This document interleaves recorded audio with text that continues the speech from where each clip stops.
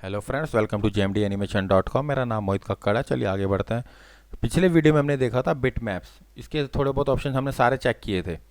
ठीक है, आप आज हम इस ट्यूटोरियल में करेंगे इफेक्ट्स मेन्यू। ये सबसे देखिए होते मेन ही है। ये इफेक्ट्स मेन्यू मेन है, बिट मैप ये भी मेन्यू मेन है, ऑब्जेक्ट ये जितने भी हैं शुरू के चार, ये सारे मेन है इसमें।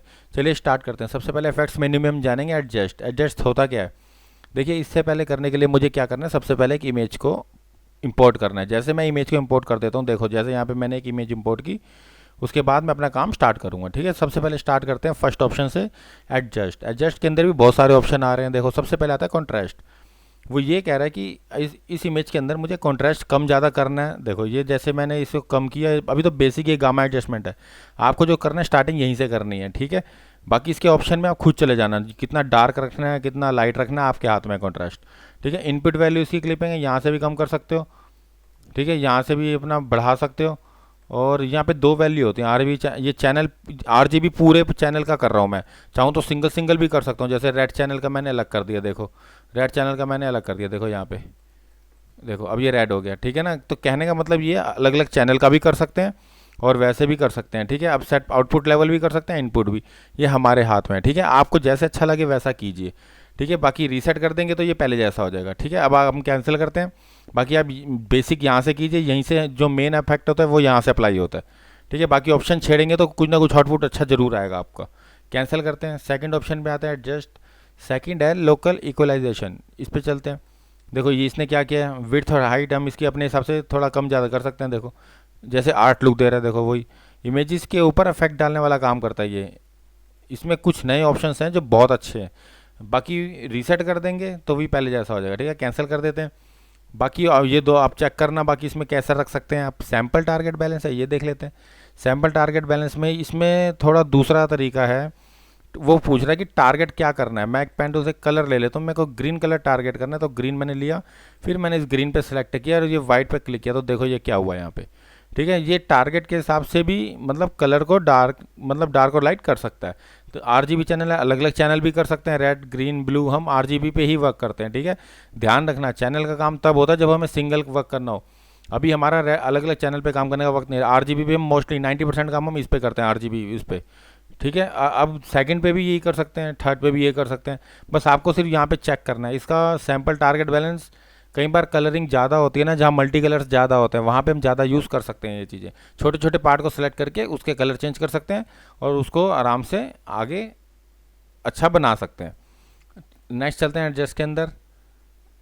Turn curve. टर्न कर्व क्या करता है, ये देखो ये कर्व है, यहाँ वो कह रहा है ऐसे कर देनी, ऐसे दे दो, ऐसे देनी, ऐसे दे दो। देखो ये वो हो जाएगी दूसरी।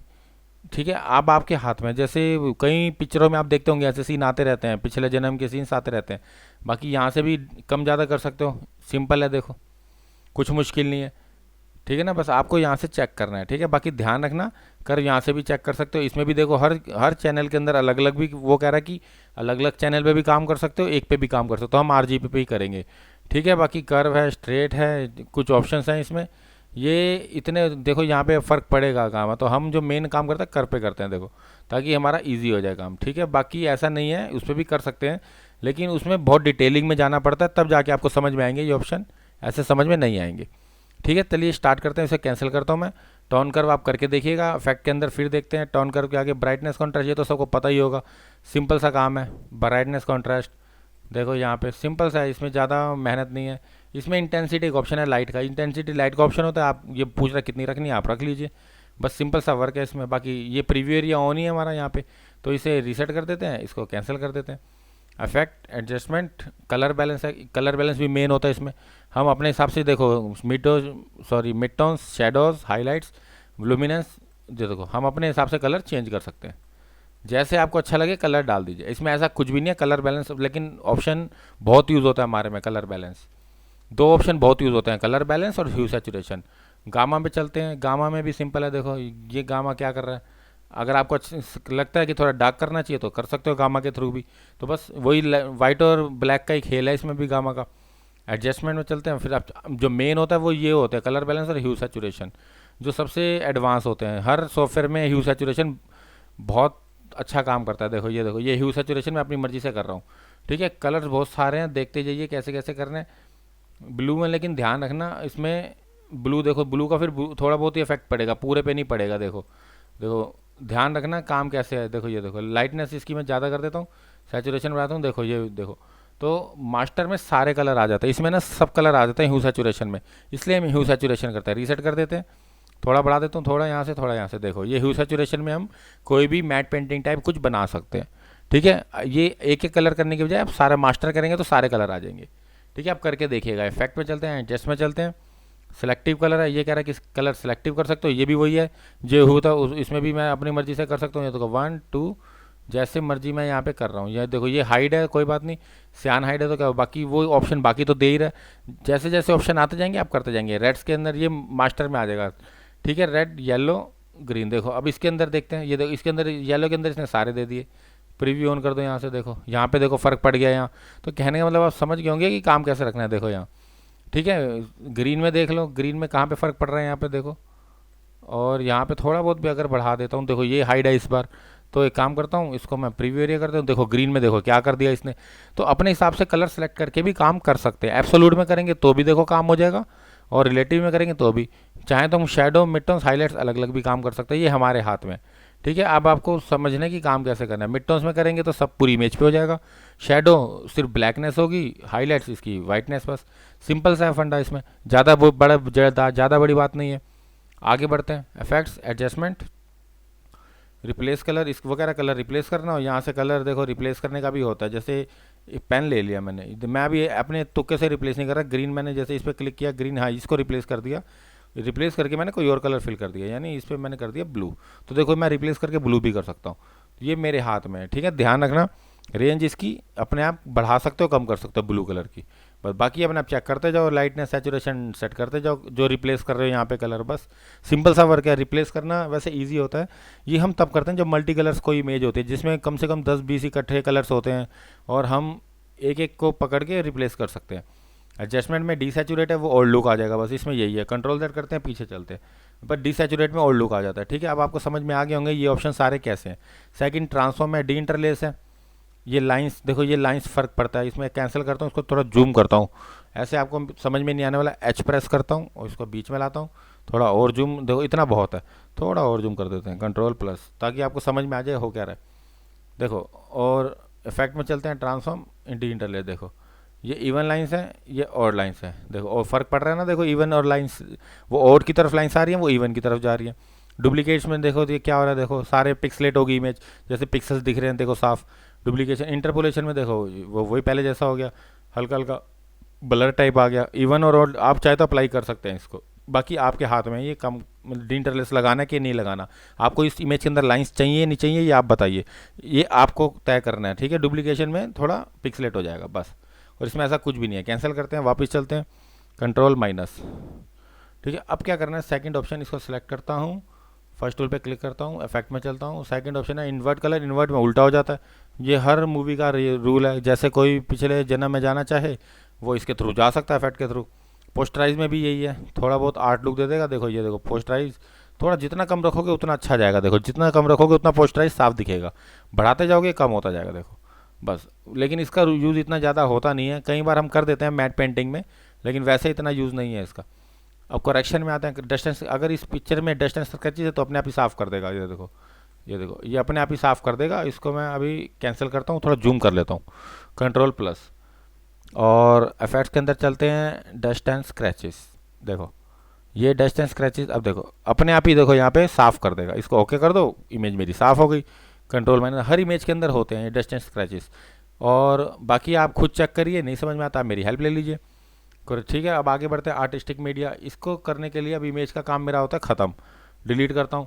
ठीक है, आर्टिस्टिक मीडिया क्या होता है, देखो ये एक ब्रश होता है, ये टूल जो हम करते हैं यहाँ पे आर्टिस्टिक मीडिया टूल। ये देखो यहाँ पे कोई टूल होगा आर्टिस्टिक, ये देखो ये है आर्टिस्टिक मीडिया टूल। जब भी मैं इसको ऑन करूँगा तो इसका डॉकर खुल जाता है यहाँ पे। तो ये टूल वही है, ये इफेक्ट के अंदर है, डॉकर खुलते हैं इसके। अब इसका डॉकर मैंने खोल दिया है। अब मैं कुछ भी करूँ, देखो ये मैं बना सकता हूँ, देखो कुछ भी जो भी मैं चाहूँ बना सकता हूँ। ठीक है, अगर मैं कोई भी जैसे शेप भी ले लूँ, रेक्टेंगल ही बना लूँ, इसके ऊपर ये लगा दूँ, तो देखो ये आर्टिस्टिक मीडिया अपने हिसाब से जितने भी आपको लग रहे हैं यहाँ पे हैं, आप अप्लाई कर सकते हो। देखो ये देख रहे हो, आप अप्लाई कर सकते हो। आर्टिस्टिक मीडिया में डॉकर खुल जाता है। डॉकर मानी फोटोशॉप में लेयर होती है, इसके अंदर डॉकर होते हैं, तो हम इसको डॉकर बुलाते हैं। इसको कैंसिल कर देंगे, क्लोज कर देंगे, प्लस यहाँ से भी खोल सकता हूँ, यहाँ पे प्लस करके आर्टिस्टिक मीडिया यहाँ से ऑन कर सकता हूँ। देखो ऐसा नहीं है कि मेरे को ऊपर से ही ऑन करना है। ये देखो, ये आर्टिस्टिक मीडिया यहाँ से ऑन करूँगा तो भी डॉकर खुल जाएगा इसका। ठीक है, समझ में आ गया होगा आपको क्या हो रहा है। ये इफेक्ट के अंदर चलते हैं। आर्टिस्टिक मीडिया आपको समझ में आ गया होगा, इसको डिलीट कर दें साथ साथ। मैं नहीं चाहता कि कोई प्रॉब्लम आ गई, इसे डिलीट करते हैं और इसको मैं सेलेक्ट करता हूँ, इसको भी डिलीट करता हूँ। और आर्टिस्टिक मीडिया समझ में आ गया होगा। ब्लेंड, ब्लेंड के लिए क्या करना है, रेक्टेंगल है और रेक्टेंगल में मैंने कलर फिल किया, और इसके बाद सर्कल है, सर्कल में भी मैंने ये वाला कलर फिल किया। जो दोनों को मैं पकड़ के, अगर मैं ये ऑप्शन करता हूँ, देखो दोनों को पकड़ के सबसे पहले इसका मैं यहाँ से डॉकर ऑन कर देता हूँ, ब्लेंड का डॉकर। देखो ये डॉकर ऑन हो गया ब्लेंड का। वो कह रहा है कि 20 चाहिए मुझे, मैं 20 नहीं मांगता, मैं कम कहता हूँ, क्योंकि कम में आपको समझ में आ जाएगा। 8 करके देखता हूँ। ऑब्जेक्ट कलर वही रहने देता है, कुछ नहीं करते, अभी सिर्फ अप्लाई करते हैं। देखो उसने क्या किया, ये रेक्टेंगल से लेके सर्कल तक के जितने बीच में कलर थे सारे प्रोवाइड कर दिए। वो ये कहता है कि आप ये कलर भी इससे मिलते जुलते यूज़ कर सकते हैं। तो ये थोड़ा बहुत हेल्प करता है। ब्लेंड टूल हमारा बहुत हेल्प करता है, इसमें टूल भी है। ये सारे काम टूल के हैं वैसे तो। देखो यहाँ पे ब्लेंड टूल होगा, ये ब्लेंड टूल है, ये वही काम करता है। बस टूल मैं बाद में बताऊंगा आपको, अभी फिलहाल आप मेन्यू को समझ लीजिए। यहाँ पे इफेक्ट्स में कुछ नहीं है, जैसे ही इसे ऑन करता हूँ तो यहाँ डॉकर खुल जाते हैं। बाकी काम आपको समझ में आ ही गया कि कैसे करना है। ठीक है, जब मैं टूल पे आऊँगा तब की तब देखेंगे। इफेक्ट में चलते हैं, ब्लेंड को हटा देता हूँ। कॉन्टूर, कॉन्टूर के लिए क्या करना पड़ेगा देखते हैं। रेक्टेंगल बनाते हैं और इसके अंदर कलर फिल करता हूँ। देखो कॉन्टूर में भी बहुत अच्छे अच्छे ऑप्शन है, इसमें डिज़ाइंस हैं। ये पहला डिज़ाइन आता है इनसाइड, सेकंड आता है आउटसाइड, तीसरा आता है सेंटर। तो पहले इनसाइड में चलते हैं। 6 ले लेते हैं, बहुत है 6 भी, कम हम कम ही रखेंगे ताकि आपको समझ में आ जाए। अप्लाई करते हैं, देखो ये कंटूर हो गया। बाहर की साइड अप्लाई करता हूँ तो देखो ये बाहर की साइड आ गया। सेंटर में करता हूँ तो देखो ये सेंटर में आ गया। ये कंटूर में डिज़ाइंस होते हैं। बाकी गैप अपनी वजह से देख लीजिए कितने गैप आपको चाहिए। देखो यहाँ पे गैप, कितने कॉर्नर्स ऐसे चाहिए आपको, ये सारे आपको ऑप्शन बता देगा। कलर आपको चेंज करना है, यहाँ से कलर चेंज कर दीजिए। इसमें कुछ भी नहीं है ऐसा जो मैं आपको बता पाऊँ। इसमें कलर येलो आ गया, ग्रीन की जगह आप कर दीजिए एक ऑरेंज। ये देखो ये कर दिया मैंने। बस ये अपने हाथ में काम करना। ऑब्जेक्ट एसोसिएशन जैसे जैसे सेटिंग छेड़ते जाएंगे अपने आप चेंज होता जाएगा कंटूर डिज़ाइन। ठीक है, आप यहाँ खुद करके देखिए, सारे आपको समझ में आ जाएगा कंटूर। आगे बढ़ते हैं, इसे डिलीट करते हैं। अब क्या करना है, इसके अंदर इफेक्ट के अंदर कंटूर हटाते हैं, एनवेलप देखते हैं क्या होता है, फिर एक शेप बना लेते हैं। सिंपल बस चेक करते जाएंगे कि काम क्या क्या करते हैं। इफेक्ट के अंदर, कंटूर के अंदर एनवेलप, एनवेलप के अंदर तो देखो ये बनी बनाई चीज़ें हैं। जैसे मैंने इस पर क्लिक किया, अप्लाई कर दी, ये चीज़ मेरे को मिल गई। अब मैं सर्कल पे गया और मैंने कलर फिल किया, ऐड प्रीसेट किया। ये बनी बनाई चीज़ें। कंटूर में ना हम बहुत तरह अलग अलग शेप बना सकते हैं। ये जैसे क्लिक किया, अप्लाई कर दिया, देखो ये हम हर तरह की शेप बना सकते हैं इसके अंदर। तो हमें बहुत बेनिफिट मिलता है इसमें। कंटूर में हमारे को शेप भी मिल जाती है और जिसका हम बहुत फ़ायदा भी उठाते हैं कोरल ड्रॉ में। और हम लोगो वगैरह अपना डिज़ाइन कर सकते हैं बेसिक। अब आगे बढ़ते हैं, इफेक्ट के अंदर चलते हैं। एनवेलप हो गया और कंटूर भी हो गया, ब्लेंड। आप आगे आते हैं एक्सट्रूड। एक्सट्रूड में भी वही है, 3D लुक दे देता है। अगर मैं एक बॉक्स बना लेता हूँ, कलर फिल कर देता हूँ, इसमें इफेक्ट के अंदर एक्सट्रूड लगाता हूँ तो इसका डॉकर खुल जाता है। पहला देख लो 3D है, चेंज कर सकते हो डेप्थ, ये सही है। बहुत सारे ऑप्शन है, बिग फ्रंट, बिग स्मॉल, कोई भी आप यूज़ करेंगे तो अप्लाई करेंगे तो आ जाएगा। देखो ये वही चीज़ आ गई 3D में मेरा, अब ये बॉक्स दिख गया। तो कहने का मतलब यही है। सेकंड वाले को यूज़ करेंगे, फिर एडिट करेंगे 3D, इसको अपनी मर्जी से यहाँ पे रोटेट कर सकते हैं। अप्लाई कर दो तो ये बॉक्स मेरा ऐसे अप्लाई हो गया। तो थर्ड वाले को यूज़ करेंगे, लाइटिंग को एडिट करेंगे, लाइटिंग लगा देंगे यहाँ पे, तो अप्लाई कर देंगे तो लाइट लग गई मेरी यहाँ। कंट्रोल Z, फिर पीछे जाता हूँ तो समझ में आ गया। 4 पे क्लिक करेंगे, एडिट करेंगे, शेड देख लो। अगर आपको लगता है कि शेड देनी चाहिए, और मेरे हिसाब से अगर आपको लग रहा है कि कुछ करना चाहिए तो कर दीजिएगा, इसमें कोई दिक्कत वाली बात नहीं है। देखो शेड हो गया, शेडिड। तो बस ये आप बस एडिट करके अप्लाई करते जाइए एक्सट्रूड, आपको समझ में आ जाएगा क्या होता है। यूज़ बेवल करना है, डेप्थ बढ़ा दो, मुझे कोई फ़र्क नहीं पड़ता है, अप्लाई कर दो। देखो ये बेवल हो गया, लेकिन अभी शो नहीं कर रहा तो इसमें कोई ना कोई हमें चेंजिंग करनी पड़ेगी। एंगल वगैरह, एंगल हमें अपनी मर्ज़ी से देखने पड़ेंगे, बढ़ाने पड़ेंगे। और show bevel only, use bevel, show bevel करना पड़ेगा, अप्लाई। देखो अपने आप ही चेंजिंग आती रहेगी, बस आपको काम करना है। ये अपने पे अप्लाई चेक करना सारे। ठीक है, अब इसको करता हूँ डिलीट। नेक्स्ट ऑप्शन पे आते हैं, इफेक्ट के अंदर बेवल।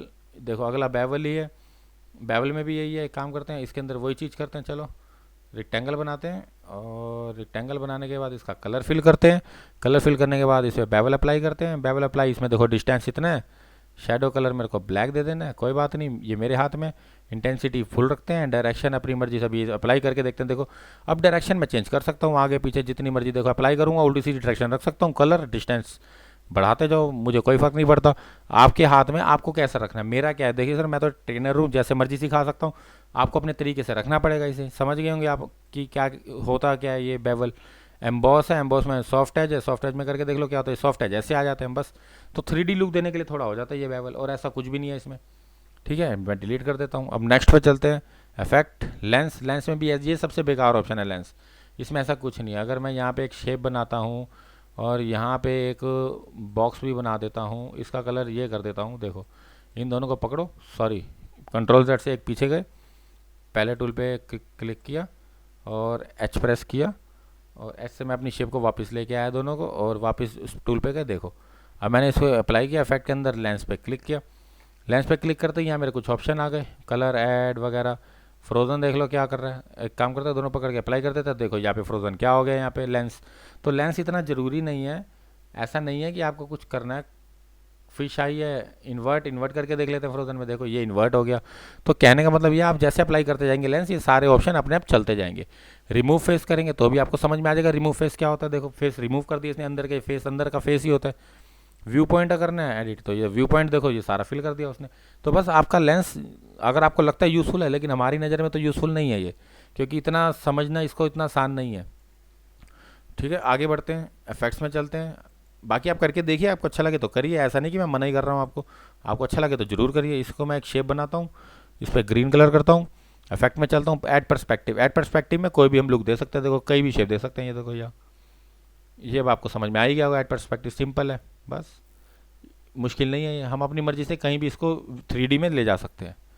ठीक है, आगे बढ़ते हैं। इफेक्ट के अंदर कॉपी इफेक्ट में देखते हैं क्या होता है, पर्सपेक्टिव फॉर्म। पर्सपेक्टिव भी वही है, अगर मैं यहाँ पे एक पर्सपेक्टिव बना देता हूँ, देखो होता क्या है, जैसे मैं कोई शेप बनाता हूँ यहाँ पे, अब इफेक्ट के अंदर मैं ऐड पर्सपेक्टिव कर देता हूँ, ये शेप मेरे को ऐसे ऐसे बनानी है और एक ऐसे बनानी है। ठीक है, ये एक शेप बनाई, सेकंड शेप मेरे को मैंने अपनी सिंपल बनाई, कलर इसका चेंज किया। ठीक है, अब मैं क्या करूँगा, इसके ऊपर इफेक्ट के अंदर कॉपी इफेक्ट में देखो पर्सपेक्टिव फॉर्म, जो भी मैं ऑप्शन बनाऊंगा, ये ऊपर के जो मैंने किए हैं सारे, जैसे ही मैंने ऑप्शन बनाऊंगा यहाँ पे क्लिक करूंगा, ये ऑटोमेटिक वही बन जाएगी, कलर वही रहेगा, लेकिन ऑटोमेटिक शेप अपने आप ले लेगा। सेकंड ऑप्शन यहाँ पे आता है कॉपी इफेक्ट, ये एनवलप। एनवलप देख लेते हैं क्या करता है। अगर मैं यहाँ पे एक बॉक्स बनाता हूँ, कलर फिल करता हूँ, उसके ऊपर इफेक्ट के अंदर एनवलप डालता हूँ, ऐड प्रीसेट में मैं ये बना लेता हूँ, डबल क्लिक और अप्लाई करता हूँ, और सेकंड शेप मेरी सिंपल बनती है। और इसके ऊपर अगर मैं कलर अप्लाई करूँ, इसके ऊपर मैं वही इफेक्ट अप्लाई करूँ जो एनवलप था, effect copy effect envelope from hide. देखो हाइड वही होंगे जो हमने शेप नहीं ले रखी, जो शेप ले रखी है वो अपने आप ही ऑन हो जाएंगे। एनवलप करके देखा है, एनवलप करके देखा, यहाँ पे क्लिक किया, देखो ऑटोमेटिक वो बन गया। तो बस सिंपल शेप है, ऐसी बनानी है आपको। इफेक्ट के अंदर क्लोन इफेक्ट भी यही है, ब्लेंड करके देखते हैं पहले। सिंपल इफेक्ट है, जैसे बाकी आप अपने आप खुद करके देखिएगा, आपको ईजी लगेगा। ब्लेंड इफेक्ट में क्या करते हैं, पहले एक सर्कल लेते हैं और इसका कलर फिल करते हैं। सेकंड में रेक्टेंगल लेता हूँ, इसका भी मैं कोई कलर ग्रीन कलर कर देता हूँ। दोनों को सिलेक्ट करते हैं और यहाँ पे इफेक्ट ब्लेंड में जाके 20 की जगह कम करते हैं, इतने ज़्यादा सही नहीं रहते 5, ताकि सीखने में आसानी हो। ठीक है, ये मैंने ले लिया। और सेकंड में भी मैं ये बना लेता हूँ, एक सर्कल ब्लू और एक रेक्टेंगल, ये भी ऑरेंज, और इनको मैं सेलेक्ट कर देता हूँ। दोनों को सेलेक्ट करने के बाद इफेक्ट में जाना है, क्लोन इफेक्ट, ब्लेंड फ्रॉम, यहाँ पे क्लिक करना है। देखो ये ऑटोमेटिक वो आ गया, लेकिन कलर अपने हिसाब से देगा वो। ब्लेंड उसने उतने ही करे जितने ये थे, 1 2 3 4 5 6 थे ना, तो 6 ब्लेंड इसमें ऐड हो गए। तो बस कलर अपने हिसाब से देगा वो, कलर नहीं लेगा, लेकिन बस शेप वही दे देगा। तो बाकी अब इसमें यही है, बाकी इफेक्ट के अंदर ये सारे 1 बाय 1 एक्सट्रूड करते जाइए, तो ऐसे ही करते जाइए, बाकी कुछ भी नहीं है, बहुत ईजी है। आप खुद ट्राई करके देखिए, नहीं समझ में आता मेरी हेल्प लीजिए, मैं आपकी पूरी हेल्प करूँगा। ठीक है, रोल ओवर में क्या है, रोल ओवर में अगर मैं कोई चीज़ बना देता हूँ, इसमें ऐसा लग नहीं रहा रोल ओवर में कुछ ऐसा होगा, लेकिन हमारे हिसाब से, मेरे हिसाब से बेकार ही है ये। कोरल ड्रॉ में रोल ओवर इतना यूज़फुल नहीं है। जैसे मैं क्रिएट रोल ओवर कर देता हूँ तो इसके ना ये शेप निकाल देता है कुछ। दोबारा करता हूँ effect roll over, extract roll over, देखो ये एक्सट्रैक्ट करा तो देखो अलग अलग हो गया 3। ठीक है, अगर इसके बाद दोबारा करा इफेक्ट रोल ओवर और roll over live preview, create roll over दोबारा अप्लाई किया तो देखो यहाँ पे आ गया, और effect roll over edit roll, edit में करेंगे तो इसकी वो आ जाएगी ऊपर लिंक। देखो ये लिंक आ गए। वो कह रहा है रोल ओवर आप यहाँ पे लिंक दे सकते हैं वेब के लिए, नॉर्मल की जगह ये लिंक देना होता है। रोल डाउन रोलर ये हमारे किसी काम का नहीं होता, बस इसमें अपने आप निकल जाता है रोल ओवर। ऐसा कुछ नहीं है इसमें, बस बेकार ऑप्शन है, आपको नहीं करना। बाकी इसको ओके करने के लिए एडिट रोल ओवर फिनिश कर दीजिए, ख़त्म कर दीजिए। बस इसमें रोल ओवर में यही है। अगर आपको नहीं समझ में आता आप मेरी हेल्प लीजिए, और अगर आप वाकई ये वीडियो आपको अच्छा लगा हो तो प्लीज़ सबसे पहले मेरे चैनल को सब्सक्राइब कीजिए, मेरे वीडियो को लाइक कीजिए, एक अच्छा सा कमेंट भी दीजिए। बाय दोस्तों, धन्यवाद।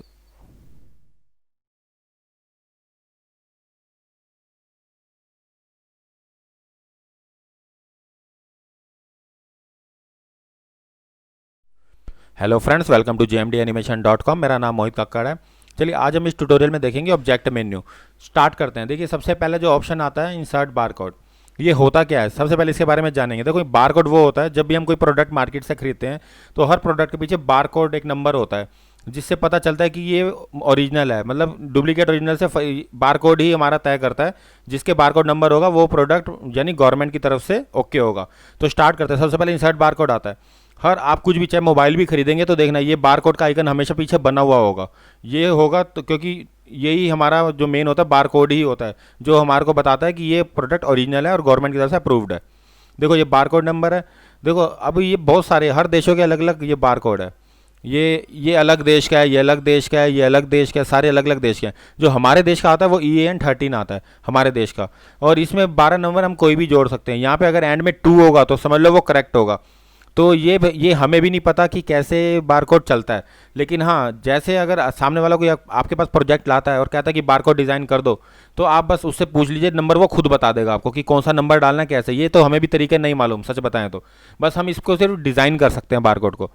ठीक है, जैसे ही मैं इसको नेक्स्ट करता हूँ, देखो नेक्स्ट करते ही ये कुछ नहीं रखना, ये सब वही है। प्रिंटर रेजोल्यूशन हाईएस्ट 300 रखना, कलर क्वालिटी इसमें अच्छी आती है, और इन चीज़ वो सेम टू सेम रखना है, बस आपको ओके कर देना है। जैसे ही फिनिश कर दोगे यहाँ पे एक बारकोड बना हुआ आ जाता है। देखो ये बारकोड बना हुआ आ जाता है। अब क्या करना है मुझे आगे, देखो ये अभी भी ये पूरा नहीं है बारकोड। अब एक काम करते हैं, जो बारकोड मैंने लिया है इसको मैं सेव कर लेता हूँ, जैसे फाइल सेव एज। ठीक है, इसको हम सेव भी कर सकते हैं बारकोड को। यहाँ पे जो इसका जो आता है मेन होता है वो ये होता है कोरल प्रेजेंटेशन एक्सचेंज। इसके अंदर हम बारकोड को सेव कर सकते हैं, जैसे BAR लिख देता हूँ मैं, बारकोड। देखो ये बारकोड मैंने सेव कर दिया यहाँ पे डेस्कटॉप पे, और वर्जन 17 ही रखते हैं हाईएस्ट क्योंकि यही चल रहा है।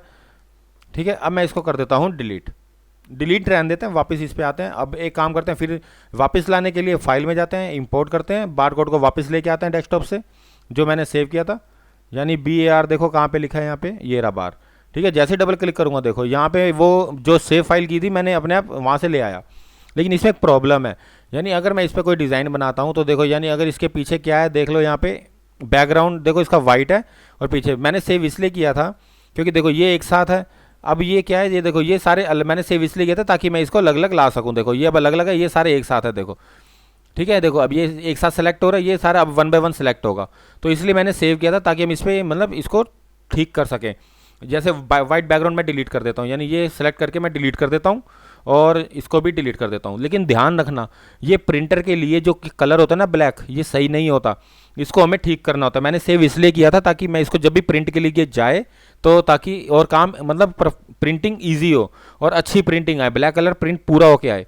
तो उसके लिए मैं क्या करना है, ब्लैक कलर को प्रिंट करने के लिए इसको सेलेक्ट करना है, सेव जो मैंने सेव की थी फाइल को उसको ओपन करके इसको पहले सबको सेलेक्ट करना है, कलर पे वापस जाना है, और इसके यहाँ पे जाके RGB CMYK कर देना है, और CMYK में सारा 100% कर देना है।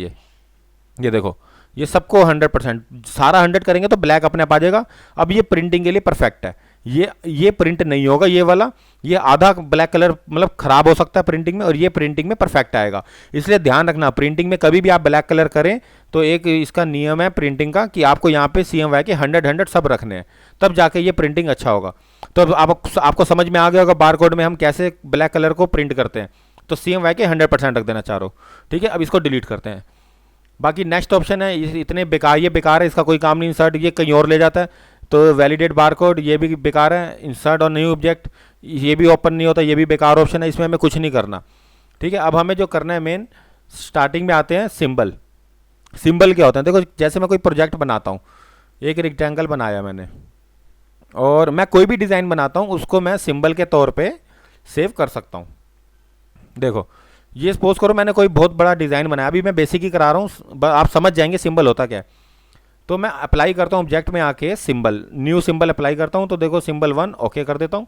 यहाँ पे सिंबल पैनल खोलना पड़ेगा, तो देखते हैं सिंबल पैनल कहाँ पे है। यहाँ पे मेरे को भी देखना पड़ेगा, बहुत टाइम हो गया मुझे भी ये देखे हुए।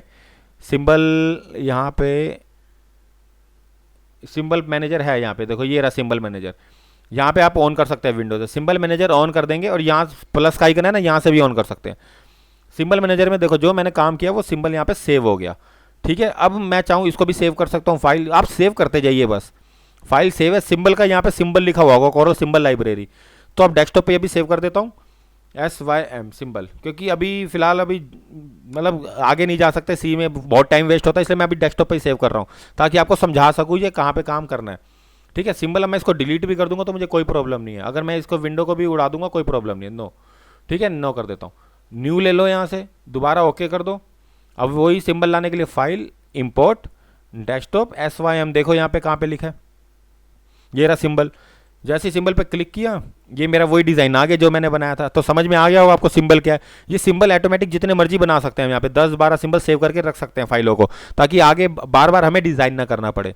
तो कई लोग क्या करते हैं, जब बहुत मेहनत करते हैं, जैसे पेन टूल से आपने कोई लोगो बनाया, डिज़ाइन शेप की, या कुछ भी आपने काम किया ऐसा जिसमें आपको टाइम लग गया हो, तो उसको सिंबल में सेव करके रख लो फाइल को, ताकि बार बार हम यूज़ कर सकें। अब बाकी ऑप्शन आता है इसमें सिंबल के, ये चेंज करने के लिए तो एडिट सिंबल है, यानी एडिट सिंबल में अगर मैं इसको थोड़ा बढ़ा देता हूँ, यहाँ से ऐसे कर देता हूँ, तो देखो ये मेरा एडिट हो गया। इसको ओके करना भी जरूरी है, जब मैं एडिट करता हूँ तो फिनिश भी करूँगा तो देखो यहाँ पे वही आ जाएगा। ठीक है ना, जो सिंबल था, जो यहाँ पे चेंज करूँगा एडिट में और सेव वही करूँगा, तो जैसा ही मैं फाइनल से, तो फाइनल यहीं पे सेव हो जाएगा। और नेक्स्ट ऑप्शन में चलते हैं सिंबल के, रिवर्ट टू सिंबल देख लेते हैं, sorry revert to object. Object को रिवर्ट करने का मतलब है कि जैसे अगर मैं इसको थोड़ा सा छोटा कर दूं यहाँ पे, और इसको यहाँ से ऑब्जेक्ट में जाके, सिंबल में जाके, बस सिंबल मैनेजर, बस इसको यहाँ पे ऐसे कर देता हूँ, फाइनल हमारा हो गया। तो देखो यहाँ पे चेंज हो जाएगा, लेकिन यहाँ पे चेंज नहीं होगा ये। तो रिवर्ट का फ़ायदा ये होता है, अगर आपने सिंबल को सेव कर लिया तो आप इसके थ्रू, ऑब्जेक्ट में सिंबल के थ्रू रिवर्ट में चेंज कर सकते हैं। तो मतलब फाइनल में आपको कोई प्रॉब्लम नहीं होगी, यहाँ पे हम चेंज कर सकते हैं। तो बस आप समझ गए होंगे सिंबल में क्या ऑप्शन है। आप खुद करिए, नहीं समझ में आता हेल्प ले लीजिए, मैं आपकी हेल्प कर दूंगा। ऑब्जेक्ट में आते हैं next, power clip. Power clip में क्या होता है, अगर मैं कोई इमेज उठा लेता हूँ, जैसे मैं इंपोर्ट करके डेस्कटॉप से न्यू फोल्डर में एक इमेज उठा लेता हूँ यहाँ से, देखो ये इमेज मैंने उठाई, और यहाँ पे एक हल्की सी छोटी सी यहाँ पे शेप बना दी यहाँ पे। ठीक है, जैसे ही मैं शेप बनाता हूँ, ये क्लिप मास्किंग होती है, फोटोशॉप में क्लिप मास्किंग बोलते हैं, इसके अंदर बोलते हैं पावर क्लिप। अब प्लेस इनसाइड फ्रेम, जैसे ही मैंने ऑब्जेक्ट को सेलेक्ट किया, ऑब्जेक्ट में गया, पावर क्लिप पे क्लिक किया, प्लेस इनसाइड फ्रेम, यहाँ पे क्लिक करूँगा तो ये अंदर आ जाएगा। और बाकी के ऑप्शन इसके यही है पावर क्लिप के, देखो सारे ऑप्शन वही हैं, fit content, fill frame, stretch content, centre content, lock content. जो ऑप्शन यहाँ पे है ना वही इसके नीचे दे रखे हैं, यहाँ पे देखो एडिट पावर क्लिप, देखो अभी फिट कंटेंट सब आएंगे वापस, लॉक कंटेंट आ गया, देखो यहाँ पे क्लिक करते हैं, सेंटर कंटेंट, फिट कंटेंट, वही चीज़ है जो ऊपर थी। तो हम यहाँ से कर लेते हैं, ईजी हो जाता है हमारे लिए, इसलिए हम यहाँ से कर लेते हैं। देखो यहाँ पे क्या करना है, सबसे पहले सेंटर कंटेंट, तो ये सेंटर में आ गया। फिट कंटेंट, ये फिट हो गया। ठीक है, फिल फ्रेम प्रोपोर्शनली, फिल पूरा फ्रेम इसने फिल कर दिया यहाँ पे। और लास्ट है स्ट्रेच, इसने स्ट्रेच कर दिया। ये चारों ऑप्शन मेन है लास्ट के, कि इसको फिट कर देंगे इसके अंदर, शेप के अंदर। बाकी फर्स्ट पे आते हैं एडिट। एडिट में करेंगे तो इसको इमेज साइज को बढ़ा सकते हो, छोटा कर सकते हो, आपके हाथ में। देखो खत्म एडिट मेरा, अपनी मर्जी से मैंने बड़ा कर दिया, तो एडिट दोबारा कर सकते हैं, इमेज को कहीं भी रख सकते हैं। सेकंड ऑप्शन आता है सेलेक्ट पावर क्लिप कंटेंट, यानी पावर क्लिप हम कहीं भी उठा के इसको रख सकते हैं पावर क्लिप में, बस हमारा काम खत्म यहाँ से। ये देखो थर्ड आता है एक्सट्रैक्ट कंटेंट, एक्सट्रैक्ट में भी यही है, इसको एक्सट्रैक्ट कर सकते हैं। देखो लेकिन ये लाइन आ गई है, देखो ये साथ साथ जा रहा है अभी, देखो ठीक है। 4 में आता है लॉक, लॉक लगा दोगे तो ये साथ साथ नहीं जाएगा, देखो बस इसमें इतना ही है, बस इससे ज़्यादा कुछ नहीं है, बस इससे ज़्यादा कुछ नहीं है इसमें। बस ये ऑप्शन वही है जो नीचे ऑप्शन आ रहे हैं, वही सारे इसके अंदर पावर क्लिप के अंदर आ रहे हैं। जैसे फिट कर दोगे बस वो फिट हो जाता है। आपको समझ में आ गया होगा।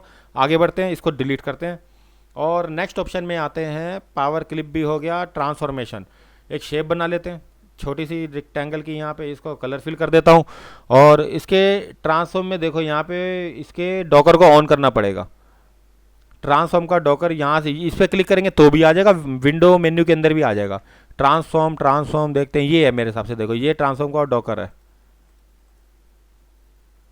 सिंबल को मैं रिमूव कर देता हूँ यहाँ से, और सारे डॉकर चले गए हैं तो डॉकर ऑन कर देते हैं। टूल विंडो डॉकर ट्रांसफॉर्म देखना है मुझे, ट्रांसफॉर्मेशन, सॉरी ये गलत आ गया, मैंने विंडो डॉकर ट्रांसफॉर्मेशन पोजीशन, बस ये देखो ये मेरा ट्रांसफॉर्म आ गया डॉकर। ये 5 ऑप्शन वही है, ठीक है। अब काम करते हैं, आगे बढ़ते हैं। सबसे पहले मैंने ये लिया, सबसे पहले ऑप्शन आता है हमारा, ये नेम पढ़ लो, पोजीशन रोटेशन। पोजीशन में क्या होगा, इसकी एक्सिस होती है, ये एंकर पॉइंट वो कह रहा है सेंटर में रखना है, कॉर्नर पर, अभी हम साइड पे रख देते हैं एंकर पॉइंट, ठीक है। और इसको मैं बढ़ा देता हूँ, एक्स पोजीशन को यहाँ से 3 कर देता हूँ, चलो ठीक है इतने कर देता हूँ।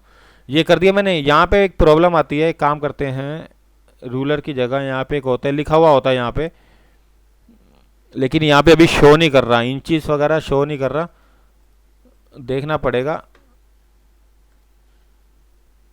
यहाँ पे कहीं लिखा हुआ आता है इंचेस, हाँ ये इंचेस की जगह मिलीमीटर करके देख लो, मिलीमीटर में इजी हो जाता है। सेलेक्ट करता हूँ, अगर मैं यहाँ पे 13 भी कर देता हूँ, ठीक है, एक्स पोजीशन 13, एंकर पॉइंट मेरा यहाँ पे कॉपी 1 है, अप्लाई कर देता हूँ तो देखो यहाँ पे एक इधर आ गया, ठीक है। पीछे जाता हूँ, 13 मिलीमीटर की जगह कर देता हूँ 25, ठीक है। कॉपी मेरी एक ही निकालनी है, डुप्लीकेट कॉपी मतलब डुप्लीकेट, एक निकाल दिया। अब देखो इसका कलर चेंज कर सकता हूँ, यानी अब मैं कंट्रोल आर करूँगा, रिपीट हो जाएगा, ये देखो ये वो। अगर मैं दोबारा इसको यहाँ पे पकड़ूँ कंट्रोल आर तो ये रिपीट हो जाएगा। ये भी हो नहीं रहा, कोई प्रॉब्लम आ रही है तो कोई बात नहीं, आगे देखते हैं। एक काम करते हैं, 3 कॉपी निकाल लेते हैं, अभी 3 को फिर अप्लाई कर देते, तो देखो 3 और आ गई।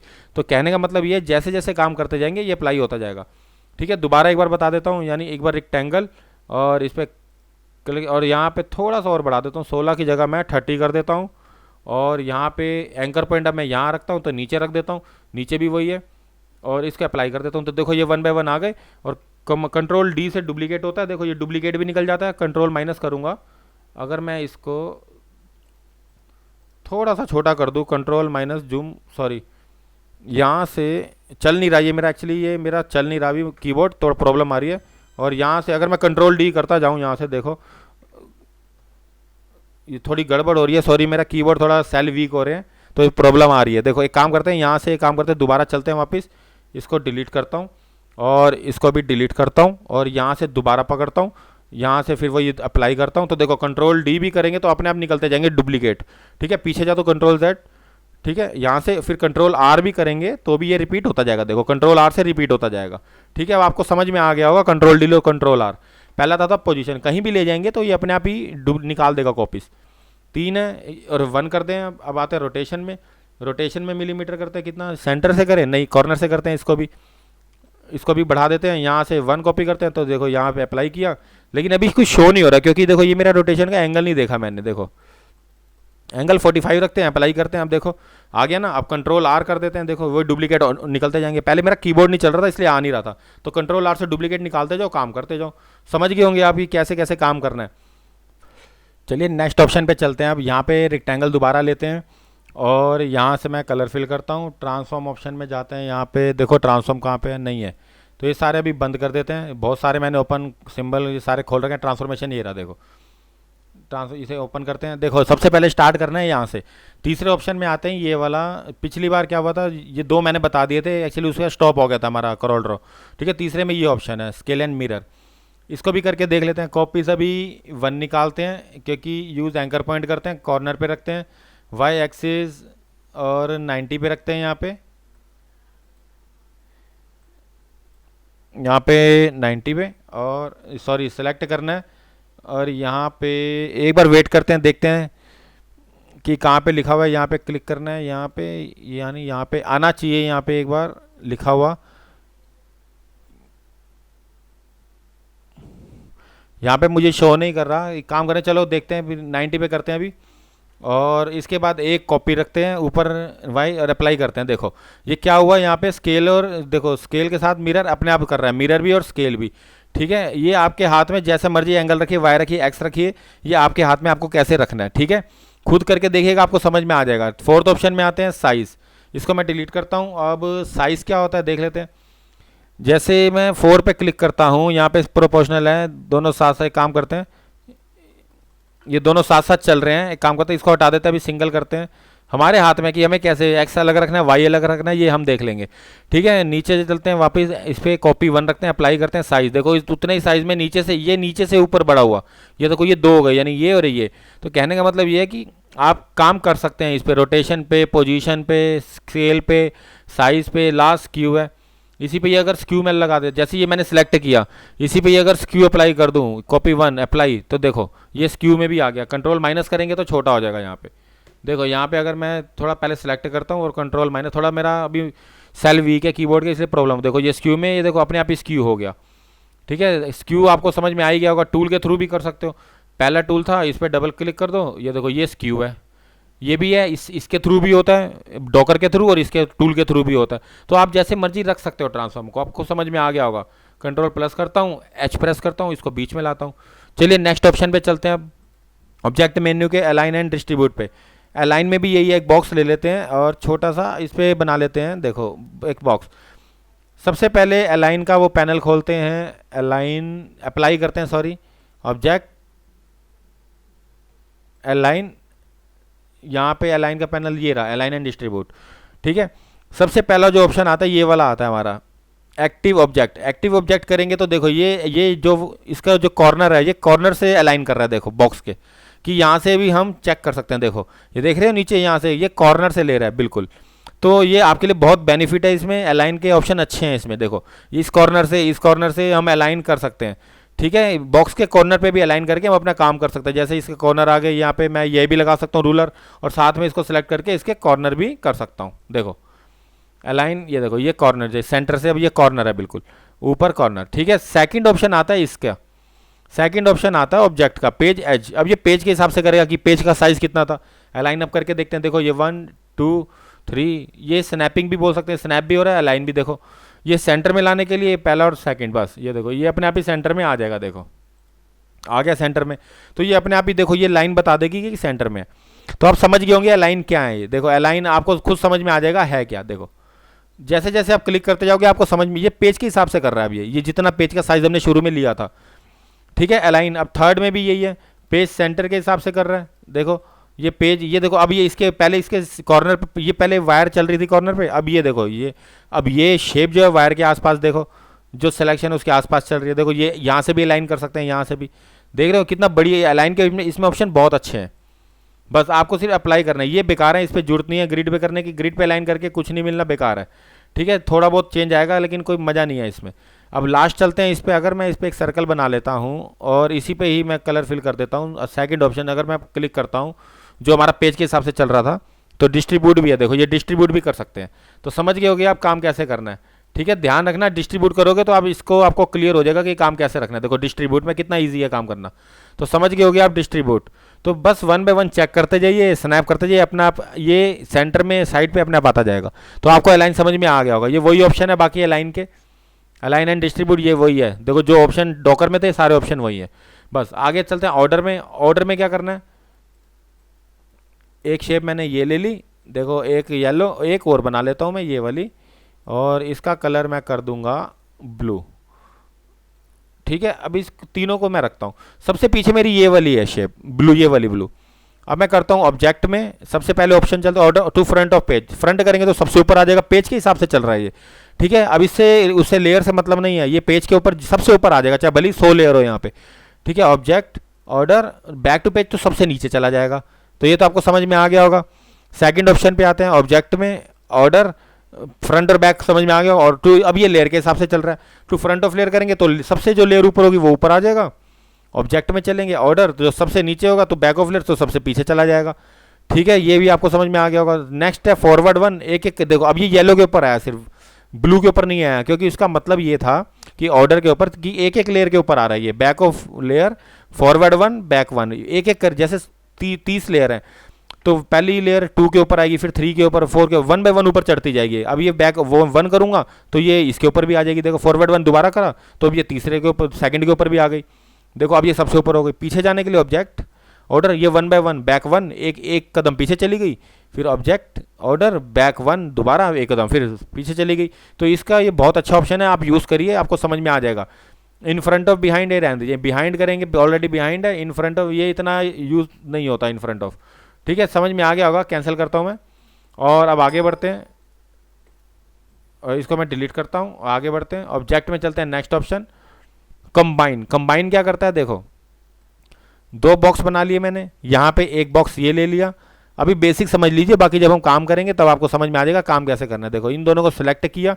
अभी मैं देखो अभी एक एक करके लेके जा रहा हूँ, ठीक है। पहला टूल मेरा सिलेक्शन टूल है, पिकअप टूल, ये एक एक करके जा रहा है। देखो अब इन दोनों को सिलेक्ट करता हूँ, ऑब्जेक्ट में चलता हूँ, सीधा कंबाइन कर देता हूँ। अब कंबाइन में क्या हुआ, देखो ये दोनों साथ साथ चलेंगे लेकिन कलर एक ही रहेगा, क्योंकि ये दोनों एक ही लेयर में आ गए हैं, जुड़ गए हैं, कंबाइन हो गए हैं। तो कंबाइन का मतलब बहुत ईजी है। अब पहले अलग अलग सेलेक्ट हो रहा था, अब मैंने दो लेयर को एक ही में कंबाइन कर दिया। देखो ये बहुत ईजी है, ठीक है। आगे बढ़ते हैं, इसे डिलीट करता हूँ। नेक्स्ट आता है ब्रेक अपार्ट। तो एक काम करते हैं, जैसे मैंने कंबाइन किया था वैसे ब्रेक भी हो जाता है। ये जैसे कंबाइन है, इसी के ऊपर लगा के दिखा देता हूँ ऑब्जेक्ट ब्रेक अपार्ट।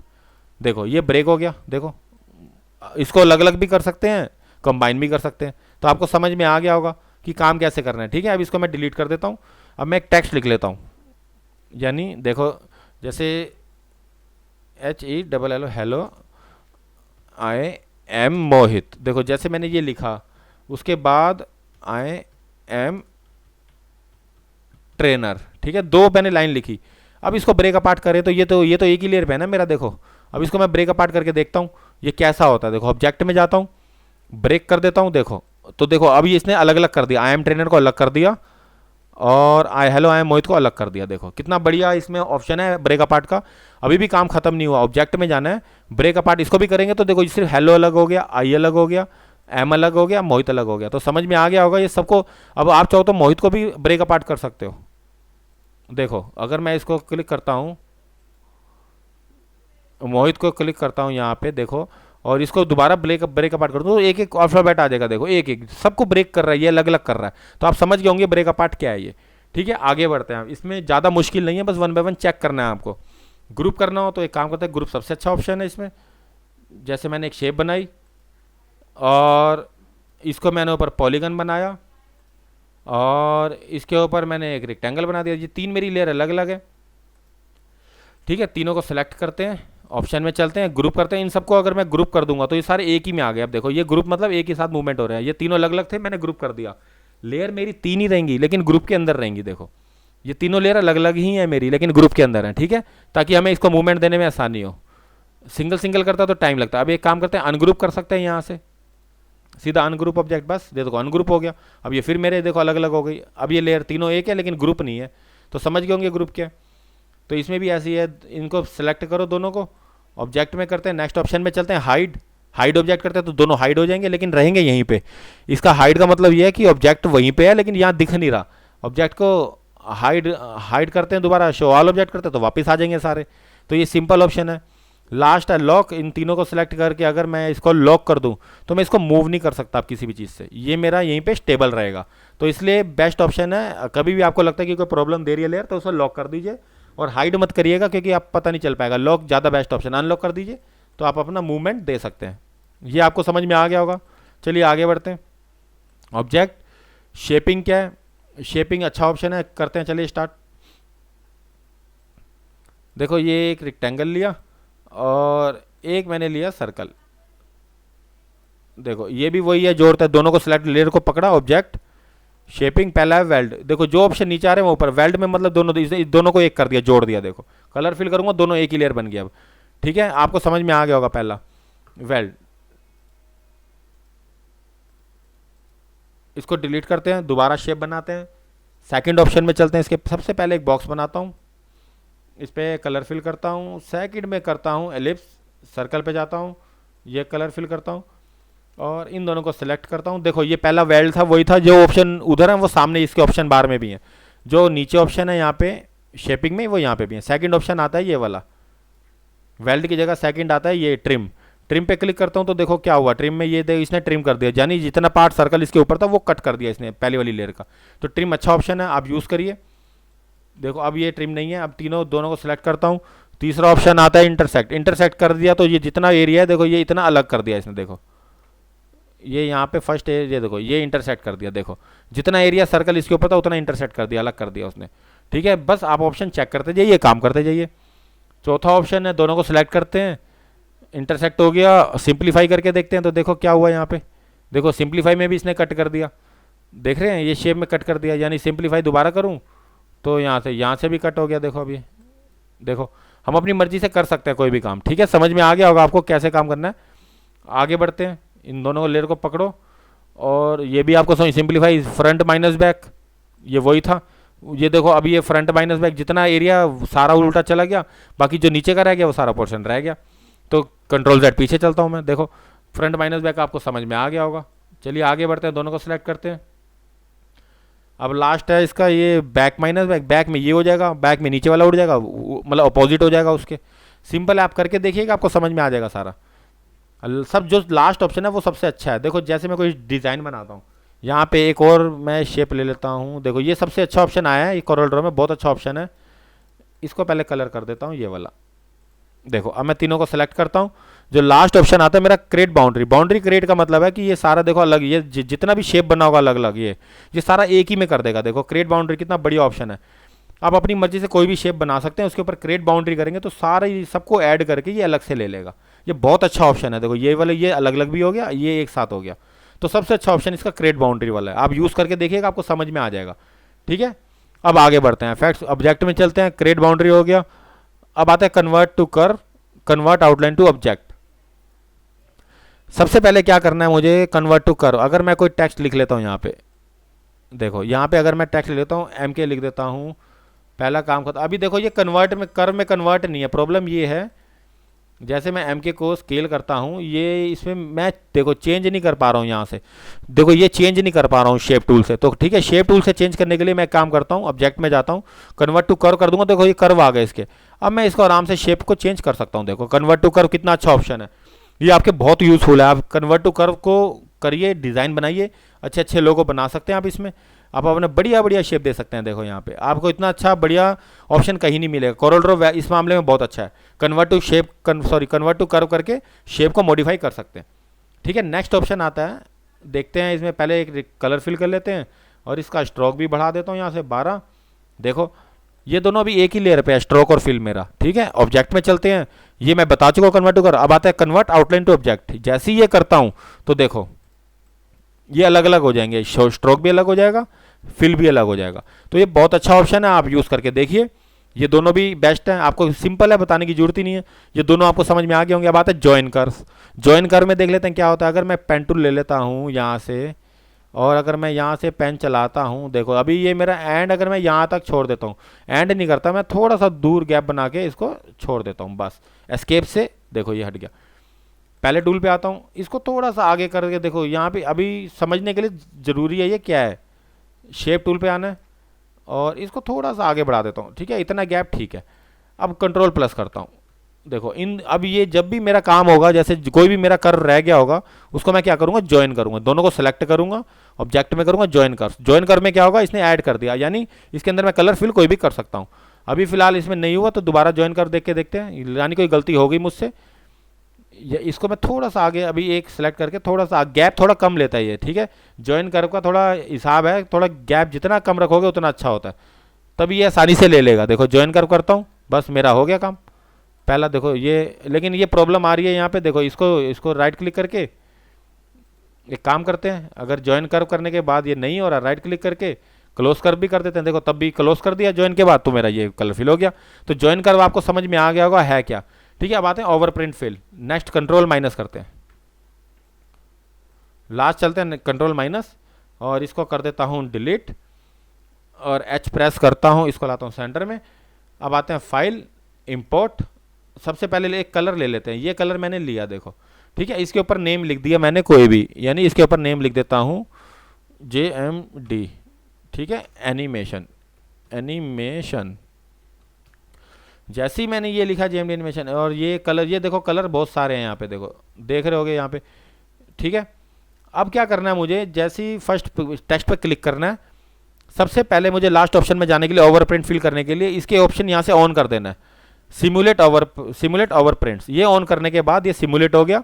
ऑब्जेक्ट में जाना है, फिर ओवर प्रिंट फिल कर देना। तो देखो यहाँ पे ये कलर जैसे ही चेंज करता जाऊंगा तो देखो सारे ये कलर ऐसे ही आते जाएंगे। कंट्रोल प्लस, देखो सारे कलर इसके ऊपर चढ़ गए हैं, ये पीछे वाले देखो कलर चेंज करते जाओगे, देखो अलग अलग आउटपुट आते जाएंगे। ओवर प्रिंट फिल बहुत अच्छा है, बहुत लोग यूज़ भी करते हैं इसको। देखो इसके अंदर अटैच हो गए सारे कलर, देखो कितना बढ़िया ऑप्शन है, आप भी यूज़ करके देखिएगा, बहुत अच्छा है। ठीक है, स्ट्रोक बढ़ाना हो तो इसको बढ़ा सकते हैं।